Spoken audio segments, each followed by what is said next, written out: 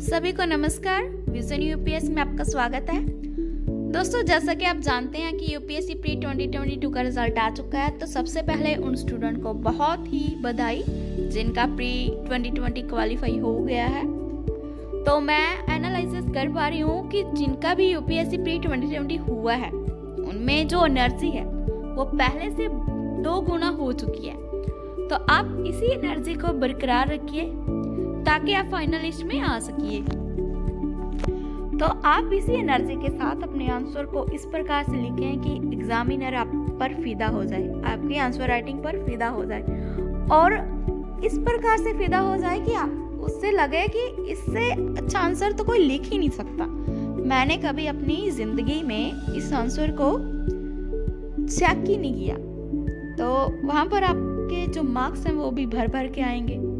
तो आपको करना क्या है, बस आंसर राइटिंग कीजिए, प्रैक्टिस कीजिए और फाइनल लिस्ट में आ जाइए। बस इतना ही आपका काम है और आप करते जाइए।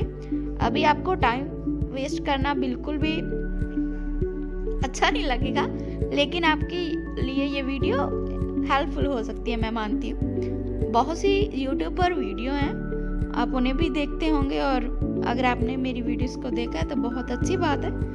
अगर नहीं देखा तो कोई बात नहीं, आप देख सकते हैं अगर चाहें तो। मैं आपका टाइम वेस्ट नहीं करना चाहूँगी, क्योंकि आप जब किसी की वीडियो देखते हो तो कुछ तो सीखते ही हो।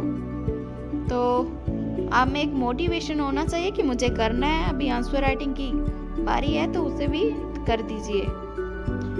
तो सबसे पहले बात है आंसर राइटिंग कैसे करें, क्योंकि प्री के पहले जब हम एक ओनली एस्पिरेंट थे, अब हम प्री क्वालिफाई एस्पिरेंट है। तो उस आंसर राइटिंग एंड अब की आंसर राइटिंग में बहुत डिफरेंस होगा। तो सेकंड बात है कि हमें किन बातों का ध्यान रखना है, क्योंकि जब हम आंसर राइटिंग करते हैं तो बहुत सी बातें हमसे छूट जाती हैं। तो कुछ इम्पोर्टेंट बातें हैं जिन पर आपको काम करना है। अगर आप काम करेंगे, उन बातों का ध्यान रखेंगे, तो आप अपने जो आंसर राइटिंग और अच्छी कर पाएंगे। थर्ड है ये गलती, कौन सी गलतियां ना करें, क्योंकि गलती के कारण ही हमारा मेंस भी क्वालिफाई नहीं हो पाता। क्योंकि प्री का अलग है, मेंस का अलग है। प्री हमारा ऑब्जेक्टिव था, अभी मेंस हमारा सब्जेक्टिव है। तो सब्जेक्टिव में किस प्रकार से हम अपने आंसर को एक्सप्रेस करें उसके बारे में बात करते हैं और गलतियों को दोहराए ना। तो वीडियो को स्टार्ट करते हैं। सबसे पहले मेंस आंसर राइटिंग। तो सबसे पहले सिलेबस कंप्लीटेड। अगर आपका सिलेबस कंप्लीट है प्री एंड मेंस का तो बहुत अच्छी बात है, अगर नहीं तो आप पहले उसे कर लीजिए। अगर आपने ऑप्शनल एनजीएस का अभी कुछ भी सिलेबस छूट रहा है तो पहले आप उसे कीजिए। 10-15 दिन लगाकर सभी को रिवीजन कीजिए और अपना सिलेबस कंप्लीट कीजिए। उसके बाद सिलेबस कंप्लीट होने के बाद आपको इंडेक्स पर जाना है, जो भी इश्यूज हुए हैं इंडेक्स।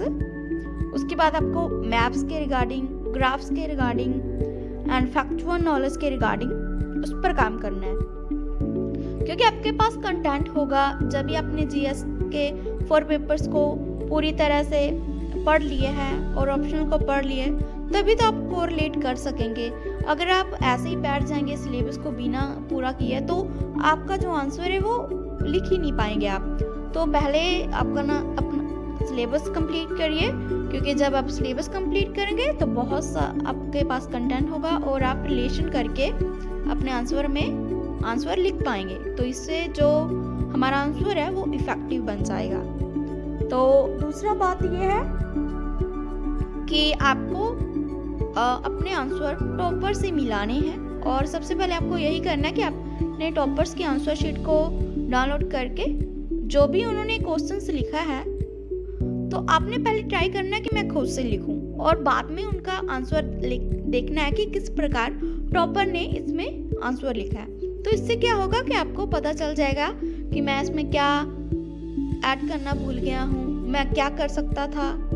तो इस प्रकार से आप थोड़ा बेहतर करेंगे। तो जैसे इंट्रो स्टार्ट हमारा इंडेक्स के साथ होगा, जिसमें हमारे जैसे अगर क्वेश्चंस है एयर पोल्यूशन का अगर आ जाता है तो उसमें आप कोई डेटा को इफेक्ट बना सकता है कि आप इंट्रो जब स्टार्ट करें तो डेटा इंक्लूड कर सकते हैं। अगर कोई हिस्ट्री का टॉपिक है उसमें जो भी रिगार्डिंग अभी करंट अफेयर से रिलेटेड है उसमें डाल सकते हैं। और एथिक्स में जो भी न्यूज़पेपर के रिगार्डिंग हमारे आते हैं केस स्टडीज, उसको एग्जाम्पल के तौर पर यूज़ कर सकते हैं। इस प्रकार से आप इंट्रो को बहुत ही अच्छे से कीजिए। और उसके बाद बॉडी आती है। बॉडी में तो हमने वही लिखना है जो हमसे पूछा गया। और कंक्लूजन आप फिक्स कर लीजिए कि मुझे अगर इस टॉपिक से ये क्वेश्चन आता है तो मुझे कंक्लूजन एंड इसकी इंट्रो ये लिखनी है। बॉडी तो उस समय होगी, तो इंट्रो एंड हम कंक्लूजन यहाँ से ही कर सकते हैं। तो आपको ये बात ध्यान में रखनी है। उसके बाद क्या करना है कि हमें किन बातों का ध्यान रखना है, हम क्वेश्चंस को किस प्रकार से अटेम्प्ट कर सकते हैं। तो सबसे पहले है यूज कीवर्ड्स। अगर आपके पास कोई भी क्वेश्चंस है तो सबसे पहले उसमें कीवर्ड्स को ढूंढिए कि इसमें कीवर्ड्स क्या कहा गया है, हमसे पूछा क्या गया। क्योंकि मोस्टली स्टूडेंट का यही प्रॉब्लम होता है कि वो कीवर्ड्स को ही नहीं समझ पाते और वहाँ पर आंसर और कुछ लिखाते हैं। तो थोड़ा सा लेट होना चाहिए, कीवर्ड्स को समझे, उसके रिगार्डिंग उसको लिखे तो वो बेहतर होगा। उसके बाद प्रेजेंटेशन पर ही आपका फोकस होना चाहिए, क्योंकि प्रेजेंटेशन ही हमारे जो आंसर को वो एक अच्छा आंसर बनाती है। अगर हम किसी आंसर में मैप को, डेटा को, ग्राफ्स को ड्रॉ करेंगे तो बहुत एग्जामिनर को पढ़ना नहीं पड़ेगा, क्योंकि एग्जामिनर पढ़ने में इतना विश्वास नहीं रखता जितना वो देखने में विश्वास रखता है। कि अगर आपने मैप बना दिया कि किस प्रकार से, वो वहीं से समझ जाएगा कि ये कहना क्या चाहता है। तो प्रेजेंटेशन भी इम्पोर्टेंट है हमारे लिए। आगे है सिंपल लैंग्वेज।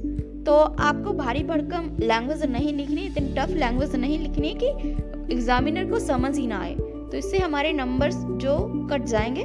तो आपको अपनी भाषा में सिंपल लैंग्वेज में लिखना है। उसके बाद पॉइंट्स और पैराग्राफ। तो अगर आपने इंट्रो तो कर ली, लेकिन आपको बॉडी किस प्रकार से लिखना है। बॉडी आपने बुलेट पॉइंट्स में, पैराग्राफ्स में लिखनी है। तो आपको मैं यही सलाह देना चाहूँगी कि आप बुलेट पॉइंट्स में लिखिए, क्योंकि एग्जामिनर के पास इतना टाइम नहीं होता कि आपके वो पैराग्राफ पढ़े। तो पैराग्राफ भी ऐसे छोटे छोटे होने चाहिए अगर आप बनाना चाहते हैं। अगर कोई ऐसा क्वेश्चन होता है कि इसमें हम पॉइंट्स को डाल ही नहीं सकते तो हमें पैराग्राफ लिखना पड़ता है। तो पैराग्राफ भी इस प्रकार से होना चाहिए कि एग्जामिनर को अच्छा लगे, पढ़ने में दिक्कत ना हो। अगर उसके सामने दिक्कत आ गई तो वो तो हमारा क्वेश्चन पढ़ेगा ही नहीं और हमारे नंबर्स ऐसे ही दे देगा। तो आपको ये भी ध्यान रखना है। अब थर्ड बात आती है कि हमें गलती क्या नहीं करनी, क्योंकि स्टूडेंट को पता ही नहीं होती कि हम गलती क्या कर रहे हैं। तो इसमें है डायरेक्टिव वर्ड्स।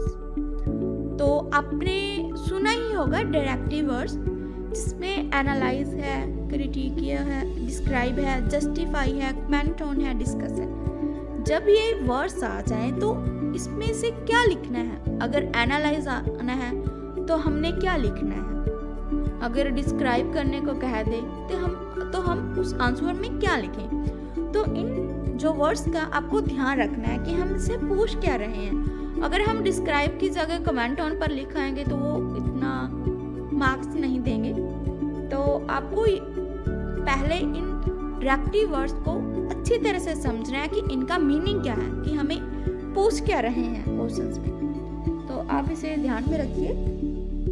और आपने जो कंक्लूजन है वो ऐसा लिखना है कि आप एक सिविल एस्पिरेंट, फ्यूचर में आप अगर सिविल ऑफिसर बनते हो तो आप क्या सोचते हो उसके बारे में। आपने ऐसा नहीं सोचना कि मैं एक आम स्टूडेंट हूँ, आपने ये सोचना है कि मैं एक एडमिनिस्ट्रेटिव का एक एम्प्लॉय हूँ। तभी आप जो आंसर है उसमें कंक्लूजन को अच्छा बना सकेंगे। तो आप अभी से ही लग जाइए तो बहुत अच्छा होगा। प्रैक्टिस कीजिए और कुछ नहीं कीजिए, और इधर उधर का ध्यान को बिल्कुल हटा दीजिए। ओनली फोकस होना चाहिए आपका मॉक टेस्ट में आपका आंसर राइटिंग लिखना ही पड़ेगा।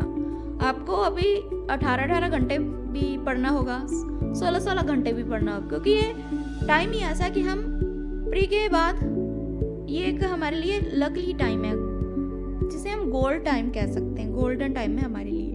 तो आपको ये ध्यान रखना है कि मुझे फिर से इस सर्कल में नहीं आना है। इस बार कर लिया है तो इस बार फाइनल लिस्ट में भी आना है। रैंक चाहे जो मर्जी हो, रैंक का इतना डिपेंड नहीं है क्योंकि सभी को रिस्पेक्ट एक जैसी मिलती है।